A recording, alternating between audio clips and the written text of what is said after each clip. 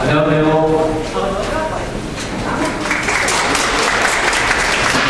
서초구청 도시계획과의 김경덕입니다. 바쁘신 와중에도 역사적 활성화사업 주민 선정에 참석해주신 주민 여러분께 진심으로 감사의 말씀드립니다. 금일 설명회는 주민들의 역사적 활성화 사업에 대한 이해를 돕고 이해를 돕기 위한 설명회가 되겠습니다. 먼저 참석해주신 우리 서울시 팀장님하고 묘사를 먼저 소개시켜드리도록 하겠습니다. 서울시 도시계획과 역사적 활성화 사업 강수진 팀장님 참석하셨습니다.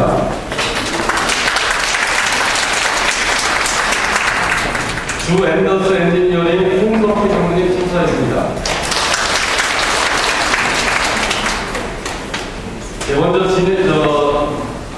먼저 앤더스 엔지니어링 홍석희 상무님으로서 역사적 활성화 사업에 대한 전반적인 설명을 들으시고요. 다음에 설명 끝나시고 나면 서울시 도시의 역사적 활성화 팀장님하고 질의응답 시간을 갖는 순서로 진행하겠습니다. 먼저 그러면 앤더스 엔지니어링 홍석희 상무님의 설명이 있겠습니다.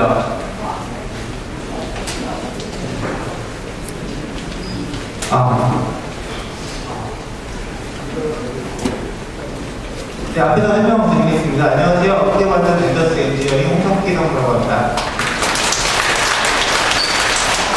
네, 저희는 서울시와 함께 역세권 활성화 사업이라는 제도를 올해 4월부터 제도를 개선을 해왔고요. 제도 개선을 어느 정도 완료하고 이 사업을 적극적으로 홍보하고자 이제 자치구를 찾아다니면서 사업에 대해서 설명을 드리고 있는 과정입니다.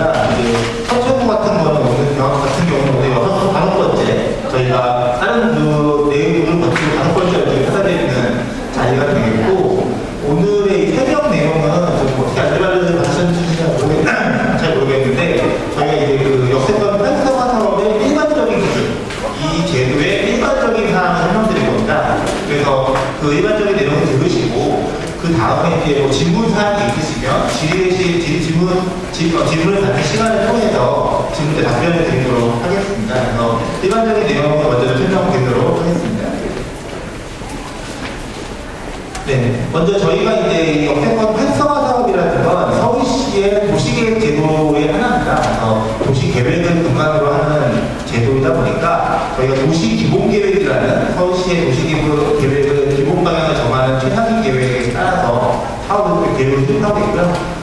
이 도시기본계획에 여러 가지 다른 내용들이 있습니다. 다양한 내용들이 있는데, 그 중에 저희가 이제 중점을 두고 있는 부분은 중심지 체계, 그러니까 서울 도심과 여기를 놓고 강남과 같이 이제 저희가 상도심이라고 얘기하는 큰 중심지들이 있고, 그 외에 중간 단계의 중심지, 그 다음에 작은 중심지들이 있는데, 도시기본계획에서는 이러한 중심지들을 육성하는 것을 주요 목표로 하고 있습니다.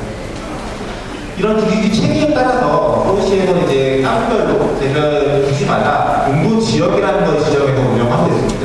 그에 따라서 상업지역 같은 경우는 굉장히 높고 이제 상업 기능들이 들어가게 되고, 주거 지역에서는 앞으로 이제 공공주택이라든지 이런 시설들이 이제 들어갈 수 있도록 이제 피지 단위로 땅의 속성을 정해서 그에 따라 용도나 용적률 경계율들을 이제 제어하고 있습니다. 용적률은 아마 많이 들어보셨을 텐데, 이제 땅에서 해당 부지에서 지을 수 있는 건물의 밀도를 의미하고 있고, 용적률이 높을수록 고층에 이제 규모가 큰 건물을 지을 수 있고, 작을수록 이제 작은 건물을 지을 수 있는 상황입니다. 그래서 용적률은 결국은 이제 사업자 입장에서 보시면 사업성은 좌우하는 척도이고, 공공에서는 밀도를 관리하는 수단이 되겠습니다. 그래서 이제 아까 설명드린 용도지역 등에 따라서 다양한 행위를 제한하는데, 일부 도시계획 제도에서는 이러한 용도지역을 변경함으로써 용도지를 올리고, 다만 그에 따른 이제 그에 상응하는 용도지를 올라가는 데 상응하는 일부를 이제 공공기업이라고 해서 이제 기부친합을 받게 됩니다. 기부친합을 받고 그 기부친합 받는 시설을 지역에 필요한 생활인프로시나 이런 시설들로 활용하는 것으로 제도를 운영하고 있습니다. 저희 역세권 활성화 사업은 이제 크게 세 가지 목표를 두고 있습니다. 첫 번째는 이제 도민 복합 개발, 그러니까 역을 중심으로 해서 여기 아무래도 이제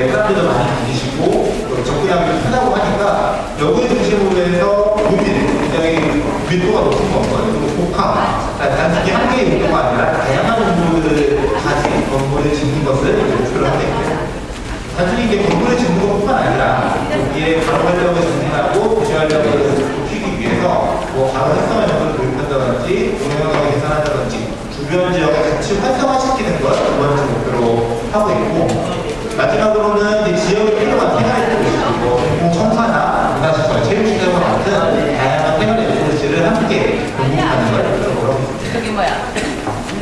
그래서 이제 그 역세권들, 나오자 되는 건 아니고 역세권들과 같이 지역권이 충족하는, 부합하는 경우에 하는 용도 지역을 좀 올려드리겠고요. 이 용도 지역에 올라감에 따라 증가되는 용적률의 절반은 사업기관에서 협력하시고 나머지 절반을 공공지역 받아서 지역에 필요한 시설지로 하는 것을 현재 역세권의 서가 사업은 보유를 하는 사전 공동의 양쪽이에요. 이제 당시 시계 사업, 당시 시계 사업이 추진된 쪽이고, 현재 선초 같은 경우 내방에 설계소가 남아있는 상황입니다. 많이 참여해 주시고, 사업 제한은 생각하고 2층 이하 서가 사업 보유된 이후에 계속 저희가 기준을 규정해 왔는데, 올해 7월과 8월에 고려와 운영 기준을 규정하면서 역세권 사업, 상하 사업을 굉장히 범위도 확대하고 주민들에 대한 지원도 높이는 방향으로 이제 개선을 한 바 있습니다. 그에 대한 구체적인 내용들을 설명드리겠습니다. 주요 기준 첫 번째입니다. 이제 수요권, 역세권에 충족해야 가능하다고 말씀을 드렸는데, 그거 어디까지냐에 대한 문제인데요. 저희는 이제 역 승강장, 그러니까 트레이드가 아니라 승강장을 기준으로 해서 승강장에서 250m 내지 350m 범위에 들어오는 분들의 역세권으로 증명하고 있습니다. 그래서 250m의 부분을 하는데, 가령 이제 거기가 환승역이라든지 아니면 도심지 위계가 커서 위계가 높은 지역이라든지 하는 경우에는 350m 승강에서 운영을 하고 있습니다. 그 경우에 역세권 범위에 들어온다고 다 되는 건 아니고요. 이 가로구역단을 운영하고 있습니다. 가로구역이란 이렇게 도로로 둘러싸인 가로구역을 중심으로 해서 저희가 이제 블럭이라고 얘기를 하고 가로구역이라고 얘기를 하는데, 여기에 이 블럭에 가만 이상 들어오면 가능하고 가만 이상 들어오지 않는다면 원래 불가능한데 사업이 올라가 갈 수 없는데, 다만 이제 단독으로 접한 경우에는 이제 가능한 것으로 운영하고 있습니다. 그때 그 용도 지역이 어디까지 상향 대책이냐를 따져보면 두 가지 기준이 있습니다. 첫 번째는 저희가 도시계에 대해서는 원래 용도 지역의 변경은 불가합니다. 그런데 현재 용도 지역을 유지하는 게 원칙이고, 불가피할 경우에는 한 단계까지 상향이 가능합니다. 그게 일반적인 원칙인데, 역세권 상하 사업에서는 예외적으로 두 단계까지의 상향을 허용합니다. 그래서 가령 현재 일반 주거 지역이면 주거 지역에서 분리상업 지역까지 가능한 거고요. 정말 위원회에서 필요성을 인정하는 경우에는 실제 3단계까지 가능한데, 다만 이게 언제나 가능한 건 아니고, 앞서 설명드린 대로 중심지의 위계에 따라서 해당 지역이 어느 정도로 중심성이 높으냐에 따라서 최대 한도를 또 정하고 있습니다. 이 두 기준은 모두 만족해야 된다. 그래서 가령 저희 여기가 이제 구암구역이잖아요. 이 구암구역 같은 경우는 비중심지에 해당하다 보니까 중주거까지가 원칙이고, 만약에 위원회에서 불가피성을 인정해 주신다면 분리상업지역까지 상향이 가능한 상황이 됩니다. 그리고 이제 그때 요건들은 도로에 2명 이상 접해야 되고, 그중에 한 명은 8m 이상 들어야 하고요. 면적은 1,500에서 10,000 이하 사이여야 하고, 모두는 이제 각각의 어떤 사업 방식에서 정하는 노후비랑 건축물의 기준들을 충족하실 경우에 사업이 가능한 것으로 보고 있습니다.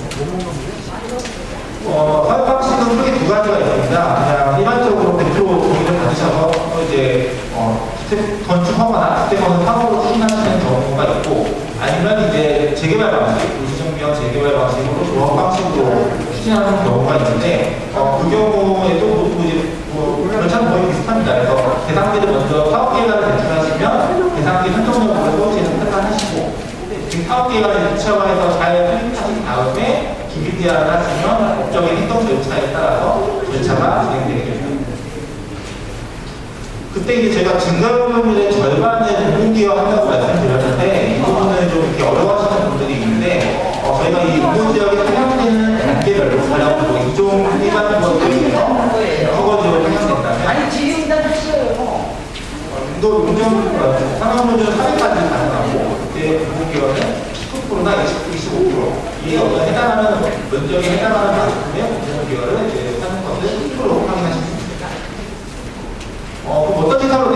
저희 역세권 활성화 사업은 다양한 시설을 내는 거에 그 목표를 삼고 있다 보니까 한 개 시설을 갖고 있지는 않고요. 지역에 필요한 시설이 어떤 건지를 한번 정확하게 판단한 다음에 그에 따라서 공공재 상가나 공공재 산업시설, 지역에 필요한 생활 SOC, 임대주택 등으로 다양하게 지역의 여건에 따라 개별로 판단해서 필요 시설들을 갖고 있습니다.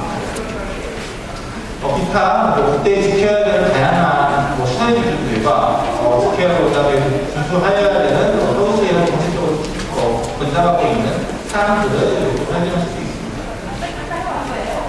사업을 시행하는 방식에 있어서 만약에 제 조합 방식, 도시장비와 재개발 방식으로 가신다면 지금이 직접 하시는 것도 가능하지만 그 외에 공공이나 공시에 다양한 사업 시행자들과 함께 실행하시는 것도 열려있는 상황입니다.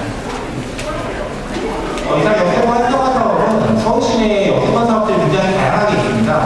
청년주택 들어볼 수 있는데 청년 안심주택이나 장기전세주택 다양한 방식들이 있는데 그 중에 이제 장점들을 많이 가지고 있는 제도입니다. 그래서 다른 어떤 주택 위주라면 이 사업은 주택도 되고 주택도가 가능한 사업이 되고요.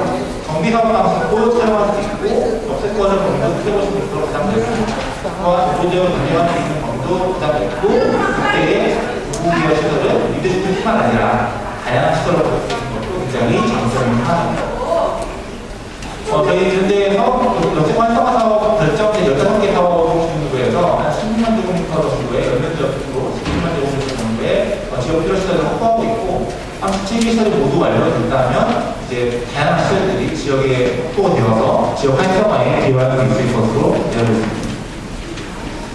이상 설명드린 대로 역세권 활성화 사업은 공공 입장에서는 대중교통 중심의 어떤 공간구조를 만들 수 있고 직주분적을 실현하고 지역에 필요한 시설들을 확충할 수 있는 제도이고 민간 사업자 입장에서 보면 이제 유보지역 상향에 따라 토지 가치가 상승하게 되고 또한 건축할 수 있는 공정주의라는 법칙이 굉장히 생활되어서 사업에 유리한 조건을 만들 수 있다는 게 서로 고민할 수 있는 제도라고 할 수 있습니다.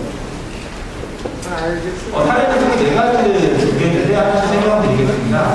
먼저 미아역 같은 경우는 원래 통종 일반 주거지역이었는데 이제 역세권 활성화 사업을 통해서 빨간색으로 그리고 상업지역으로 생략이 되었고요. 그에 따라 이러한 여기와 예식장 시설이 이제 공동인 주택으로 24층 규모의 식당 복합으로 설치되었고 또 그에 따른 공공기업으로서 시민센터나 청년문화센터를 제공한 바가 있습니다.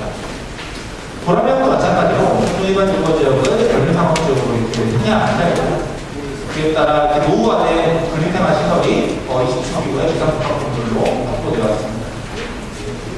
공릉역도 마찬가지로 대통령 일반 주거지역의 근린상업지역으로 주거지역이 성향되었고 그에 따라 18층 규모의 지상사업과 공공기업의 임대상가 및 주민센터 등을 확보하였습니다. 광동역 같은 경우에도 이제 그 두개구역이 섞여있던 부분은 일반 상업지역으로 통일하고 43층 규모의 지상사업으로 변경된 상황입니다. 이상 역세권 활성화 사업의 일반적인 기준을 설명드렸고요. 질문 있으시면 서울시 역세권 활성화 팀장님께서 답변 드리도록 하겠습니다. 네, 감사합니다.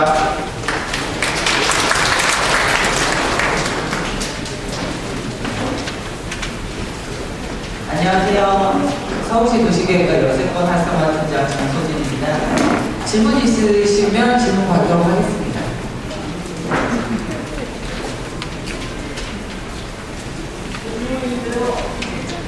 네. 혹시 잠깐만 마이크가 더 없나요?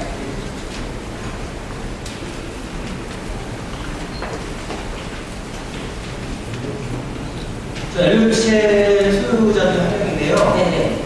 그 얼마 전에 어떤 분이 이쪽에서 발표를 한번 해주셨는데 이쪽 지역이 고도 제한이 있다고 그분이 발표를 하셨는데 그런 분이 여기 적용이 되는지 궁금해서 질문드립니다.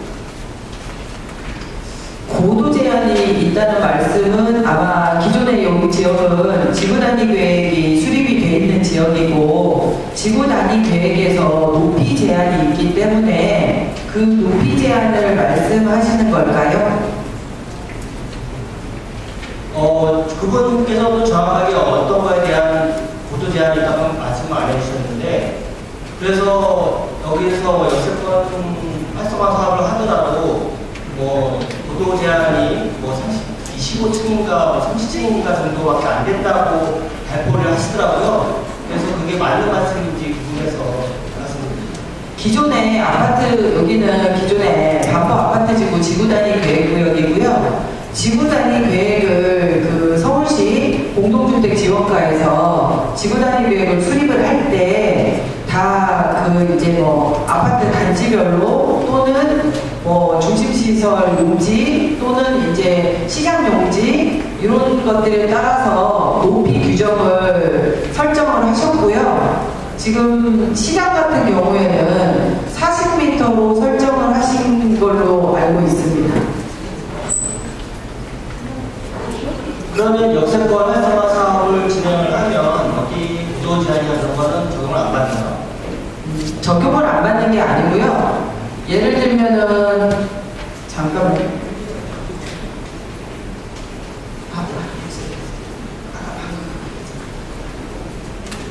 이제 앞단에 설명 들으신 것처럼 용도 지역을 변경을 하게 되면 여기 같은 경우에는 비중심지니까 준주거 지역까지 가능하시고 준주거 지역에서 이제 위원회 결정사항이 있으면 근린상업지역으로 변경이 가능해지시는데 예를 들면 이제 준주거 지역으로 용도지역 상향을 하는데 하시고자 하는 건축계획이 기존에 있는 40m 내에서 가능한 계획이면 그렇게 계획을 하실 거고 또 기존에 있는 40m 내에서 계획을 하기가 어려운 상황이면 서울시에서 가지고 있는 지구 단위 계획 높이 기준 검토 기준이 있습니다. 그 검토 기준에 따라서 높이에 대한 거를 다시 검토를 해서 높이 계획도 변경 제한을 하실 수가 있습니다. 알겠습니다. 감사합니다. 또 궁금하신 사항 있으면 질문 주세요. 질문드리겠습니다. 네. 저희가 오늘 한 열흘 전에 반포프라자하고 엘체 양상가가 질의서를 작성을 해서 한 열흘 전에 보내드렸습니다. 우선 그 질의서에 대한 답변을 간략하게 좀 해주시고 우수자분들의 질문을 받고 답변을 하는 순서로 진행했습니다.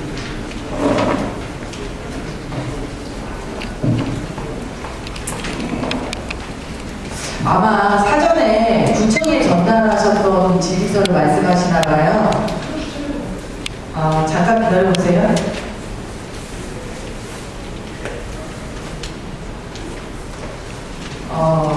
반포로 1141번지와 1313번지가 각각 역세권 활성 사업 대상지가 되는 지요라고 물으셨네요. 또 대상지 저희 이제 앞에 설명드린 요 도로 조건, 면적 조건, 노후도 조건 그거에 따라서 이제 그 절차가 어떻게 되느냐에 조금 따라서 다르실 것 같은데요.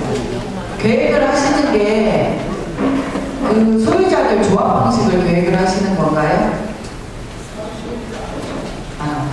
그러면 이걸로 설명을 드릴게요.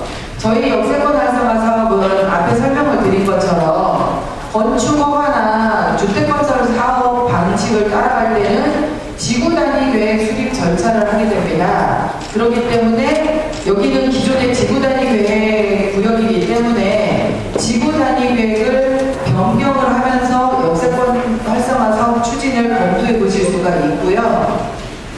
그리고 도시정비형 재개발 사업 같은 경우에는 그 도시정비법에 따라서 소유자분들이 뭐 조합을 설립을 하시거나 아니면 아까 앞단에 설명을 드리신 것처럼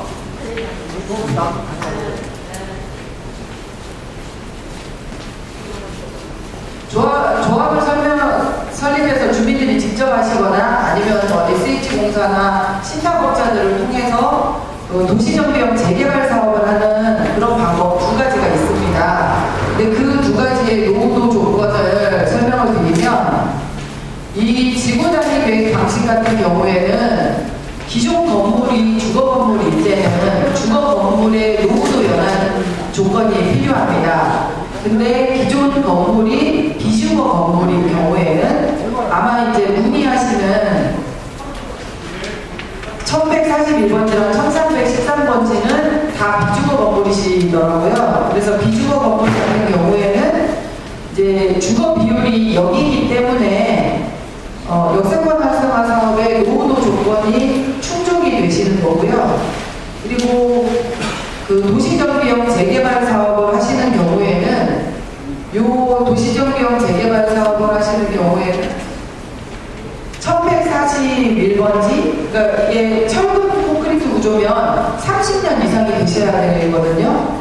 이게 두 개 문의하신 필지 중에 하나는 30년 이상이 경과를 했고, 나머지 하나는 30년 이상의 경과를 아직 하지 않았다고 확인을 했습니다. 그래서 지구 단위 계획 방식은 두 필지 다 가능하신데, 도시 정비형 재개발 방식은 30년 이상 경과한 필지는 대상지 조건이 가능하시고, 아직 30년 이상의 경과하지 않은 필지는 이 도시정비형 재개발 방식으로는 연한이 더 경과한 뒤에 가능해지십니다. 그리고 다음 질문은 사업 대상지와 구분 소유자들이 성결해야 될 문제가 있는지요? 라고 물으셨는데, 이 질문의 의도를 제가 잘 모르겠습니다. 이제 뭐 저희한테 대상지 신청을 하실 때 이 지구 단위 계획 방식이냐 도시정비형 재개발 방식이냐에 따라서 신청할 때 동의율 요건이라든지 이렇게 좀 달라지는 사항이 있는데, 그런 문의사항이 아니시고 뭔가 성결해야 될 문제가 있냐고 물으셨는데, 이거는 질문의 의도를 모르겠어서 다음 질문으로 넘어가겠습니다. 지금 1141번지와 1313번지가 현재 3종 일반 주거지고 도시계획 시설인데 종사량이 몇 단계까지 가능하느냐라고 물으셨습니다. 이건 앞에 설명드린 것처럼 지금 현재 내가 몇 종이냐도 중요하지만, 이 역세권 해당되는 이 구 반포역이 비중심지 역세권이고, 비중심지 역세권은 어쨌든 최대 2단계이지만 용도지역 가능 범위가 준주거 지역입니다. 그리고 저희 이 역세권 활성화 사업의 어떤 기능 확보나 공공기여시설 설치 필요성 등을 위원회에서 인정하는 경우에 근린상업지역까지 상향이 가능합니다. 다음 질문은 현재 지구단위 계획구역으로 정해져 있는데 도시계획시설 시장을 동시에 해지할 수 있는지 물으셨습니다. 도시계획시설 시장 폐지를 해지하기 위해서는 그 요건이 있습니다. 서울시 시설계획과에서 얘기하고 있는 3가지 요건 중에 2가지 이상의 요건이 충족되면 시장 폐지를 검토할 수 있고요. 그 요건을 충족해서 시장 폐지를 검토하게 되면 행정 절차는 동시에 할 수 있습니다. 근데 가능하냐 가능하지 않냐는 그 요건을 검토해서 이 시장 폐지가 가능하다라고 검토가 됐을 때 동시에 진행할 수 있습니다. 다음 질문으로 넘어가겠습니다. 도시계획시설 시장을 해지할 수 있다면 1141번지 단독으로 신청할 경우에 분할 해지가 되는지를 물으셨습니다.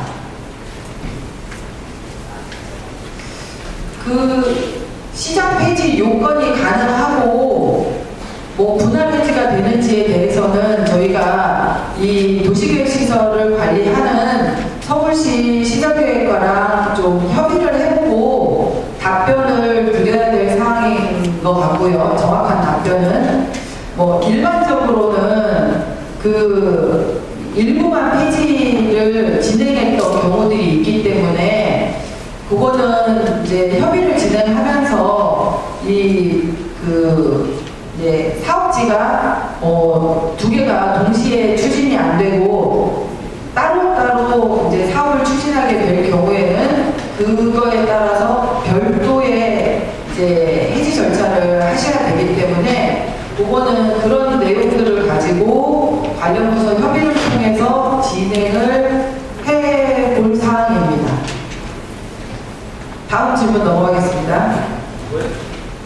도시정비형 재개발 방식으로 1141번지를 사업 대상지 신청을 한다면 토지등소유자 30% 이상 동의 후에 재개발 조합을 설립하지 않아도 되는지를 물으셨습니다.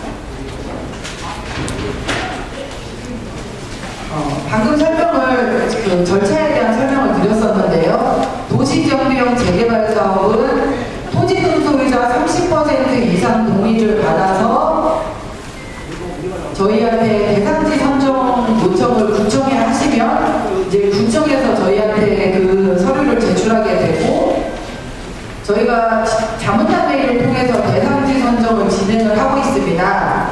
그 동의는 대상지 선정에 그 동의하느냐에 대한 동의서이기 때문에 정비구역을 지정을 해서 정비계획 사업을 하겠다는 동의서가 아닙니다. 따라서 대상지 선정이 되고 나면 정비계획안을 만드시게 될 거고 정비계획안이 만들어져서 저희 그 자문단의 자문을 받고 나면 그 정비계획안을 정비구역을 지정해 주세요라고 구청에다가 주민 제안을 하게 되시는데 주민 제안을 하실 때 정비계획의 동의서를 다시 제출하셔야 되고요. 그거는 도시정비법에 정해져 있는 대로 토지등 소유자 60% 이상, 토지 면적의 50% 이상의 동의를 거둬서 정비구역 및 정비계획 수립에 대한 동의서를 같이 제출해서 정비구역 지정을 하게 되는 거고요. 조합 설립을 하실 때는 조합 설립 동의서를 법적 요건을 거쳐서 갖추어서 다시 조합 설립 동의서를 받아야 됩니다. 그리고 조합이 설립된 이후에 사업 시행 인가를 할 때는 역시 사업 시행 인가가 조합 총회에서 동의율을 갖추게 되어 있기 때문에 그 단계마다